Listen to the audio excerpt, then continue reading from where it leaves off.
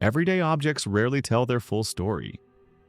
They sit quietly in our homes, stitched into routines so familiar we stop questioning them. However, did you know many of the things we use without a second thought were shaped by fear, illness, control, or survival? Their origins are rarely comforting. They are practical solutions born in harsh times, carrying traces of the world that created them. What we see today is the polished version. What came before is something else entirely. Today, we take a closer look at everyday things you already know, and the unsettling stories behind where they truly came from. Long ago, sleep was uncertain. For centuries, parents put children to bed not knowing if they would wake up again. Disease spread quickly, medicine was limited, and infant mortality was heartbreakingly common. Lullabies were not just meant to soothe. They were quiet expressions of fear, loss, and warning. Many of the melodies passed down through generations were written during times of famine, plague, or poverty. The words, often softened over time, originally referenced hunger, abandonment, or death. The songs survived because they worked. The meanings faded, but the melodies stayed, carrying echoes of the anxieties they were born from. High heels were never meant to be elegant. Their earliest purpose was practical and brutal. Soldiers and workers used raised heels to keep their footing in mud, blood, and unstable ground. Butchers wore them to avoid standing directly in animal remains, and cavalry riders relied on them to stay secure in their stirrups. Over time, the heel became a symbol of status rather than a functional element. Pain replaced practicality, and discomfort became fashionable. What began as protection in harsh conditions evolved into an expectation of beauty, often at the cost of health and mobility.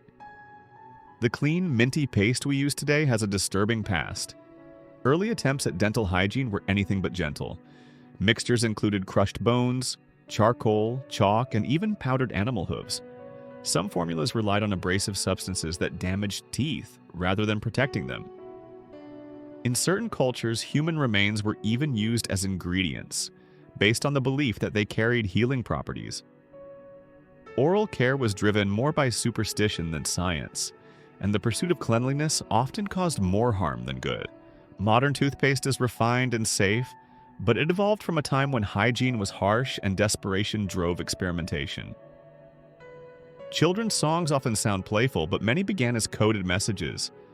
Nursery rhymes were used to reference political unrest, disease outbreaks, or public executions in a way that avoided punishment. Lyrics that seem harmless today once carried meaning understood by adults living through chaos.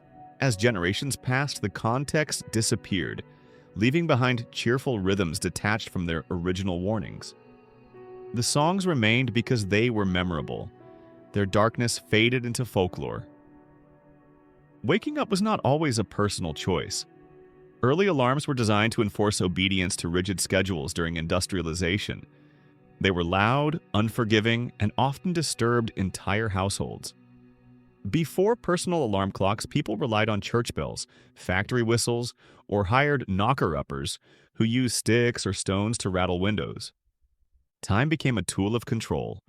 Workers were expected to rise at exact moments, regardless of exhaustion or illness.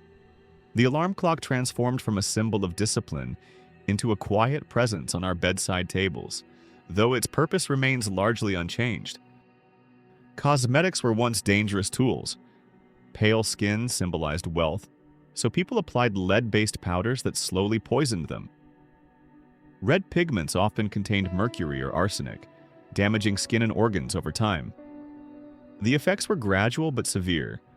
Hair loss, illness, and even death were common side effects of beauty routines. Modern makeup is regulated and safer, but its history is rooted in sacrifice, where appearance was worth physical harm. Coffee houses were once viewed as threats. They became gathering places where people shared ideas, criticized authority, and discussed politics. Rulers feared them. Some governments banned coffee entirely, claiming it encouraged rebellion. What seemed like a simple drink was treated as a dangerous influence. The concern was never caffeine. It was the conversation. Over time, coffee became normalized, but its origins were tied to unrest and the power of shared thought. Early board games were not designed for fun. They were moral tools meant to teach consequences, reinforce social rules, and warn against temptation. Progress and punishment were built into the mechanics. Winning wasn't always the goal. Learning obedience and discipline was. Games reflected society's expectations, reinforcing values through play long before modern entertainment softened their edges. Many early toys reflected adult realities. Miniature tools, weapons, and labor-based objects prepared children for the lives they were expected to live. Materials were often unsafe. Lead paint and toxic dyes were common, and safety was rarely considered. Play was not protected time. It was preparation. Fashion has repeatedly placed appearance above well-being. Corsets compressed organs. Toxic dyes poisoned skin. Restrictive clothing limited movement and breathing. These trends were not accidents. They were expectations. Society demanded conformity, and health was often sacrificed in return for acceptance. The consequences lingered long after the trends themselves faded. The everyday objects around us may look harmless, but their histories tell a different story. Behind convenience and familiarity lie centuries of fear, control, and survival. Understanding where these things came from doesn't make them darker. It makes us more aware of how the past continues to shape the present. If you enjoy uncovering hidden stories like these, subscribe to Learning Lore Legends for more discoveries across history, culture, science, and the strange origins of the world around us.